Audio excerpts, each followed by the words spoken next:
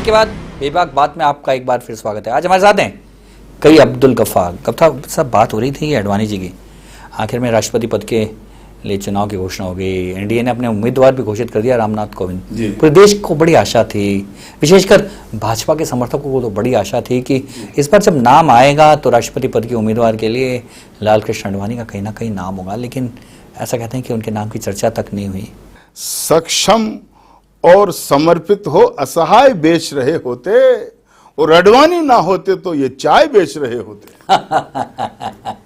इसलिए जो आडवाणी जी की जो त्याग तपस्या है, उनका जो संगठन के प्रति जो समर्पण है, वो किसी से छुपा हुआ नहीं है। मुझे तो सौभाग्य मिला आडवाणी जी की रामरथ यात्रा में उनके आगे कविताएं पाठ करने का, और मुझ पे बड़ी आशीष रही उनकी।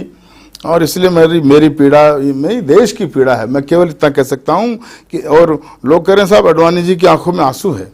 अगर आंसू है तो अब्दुल गफ्फार कहना चाहता है कि हे भारत माता के सपूत, हिम्मत रख आंसू मत ला रे। हे भारत माता के सपूत, हिम्मत रख आंसू मत ला रे। हम अभी साथ में हैं तेरे, तू अपना जलवा दिखला रे। हे भारत माता के सपूत, हिम्मत रख आंसू मत ला रे। हम अभी साथ में हैं तेरे, तू अपना जलवा दिखला रे। अरे तू राष्ट्रपति ना बन पाया, इसमें तेरा कुछ दोष नहीं। अरे जिनको तूने ही कुर्सी दी, अब उनको तेरा होश नहीं। तू राष्ट्रपति ना बन पाया, इसमें तेरा कुछ दोष नहीं। जिनको तूने ही कुर्सी दी, अब उनको तेरा होश नहीं। पर हम भारत की जनता है, पूरी जी जान तुझे देंगे। पर हम भारत की जनता है, पूरी जी जान तुझे देंगे। हे राम भक्त, हे बजरंगी, समुचित सम्मान तुझे देंगे।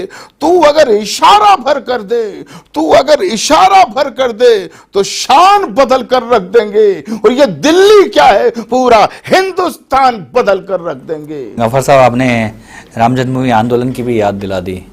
आप आडवाणी जी के साथ लंबे समय उस आंदोलन में रहे और आपकी कविताओं ने बड़ी धूम मचाई।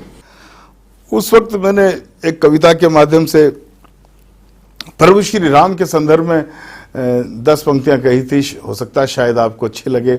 आज के जो शाश्वत है, 100 बरस पहले भी थी, हजारों बरस बाद भी रहेगी। मैं ये कहना चाहता हूं कि क्यों मुझे उस आंदोलन में शरीक होना पड़ा। मेरा अपना विचार है कि कौशल्या सुत बिना हमारी शान अधूरी लगती है, और आर्य भूमि के पौरुष की पहचान अधूरी लगती है। कि कौशल्या सुत बिना हमारी शान अधूरी लगती है, आर्य भूमि के पौरुष की पहचान अधूरी लगती है। प्राण अधूरे लगते हैं, प्रयाण अधूरे लगते हैं, और सच पूछो तो प्रभु बिना ये प्राण अधूरे लगते हैं। अरे प्राण अधूरे लगते हैं, प्रयाण अधूरे लगते हैं, सच पूछो तो प्रभु बिना ये प्राण अधूरे लगते हैं। प्रीत अधूरी लगती है, अर्चना अधूरी लगती है, परम पिता परमेश्वर की सर्जना अधूरी लगती है।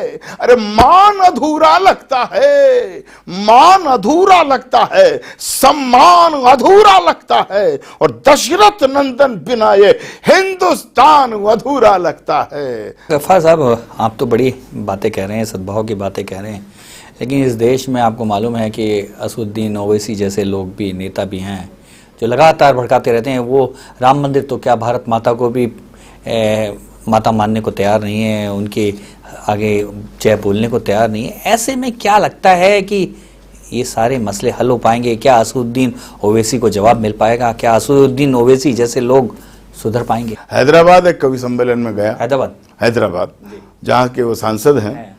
मुझे बताया गया कि सामने उनकी कोठी है, उनकी बहुत बड़ा विद्यालय, स्कूल है।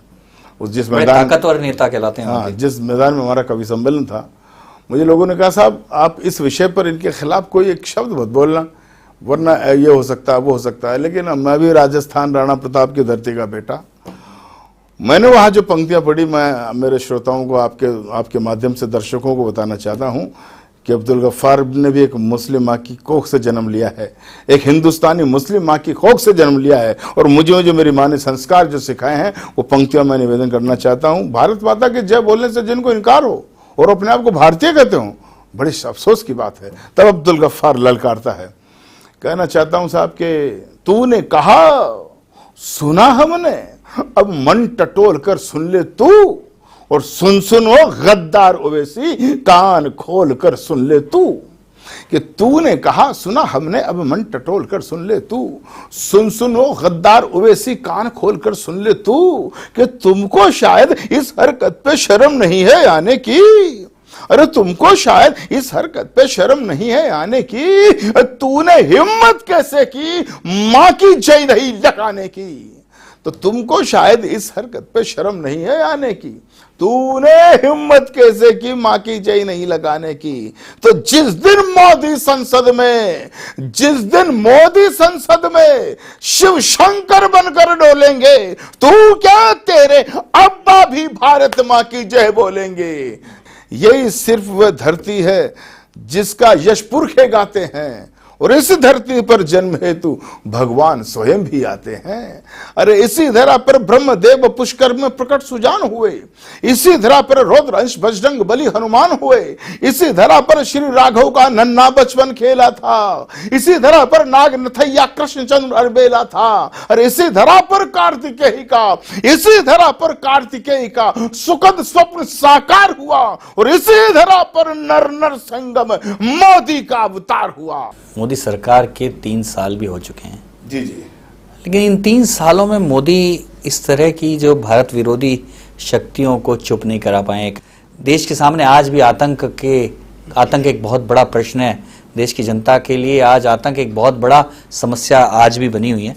क्या लगता है ये 3 साल मोदी के क्या कुछ कर पाएंगे? इस पर चर्चा जारी रखेंगे, अभी लेते हैं छोटे से।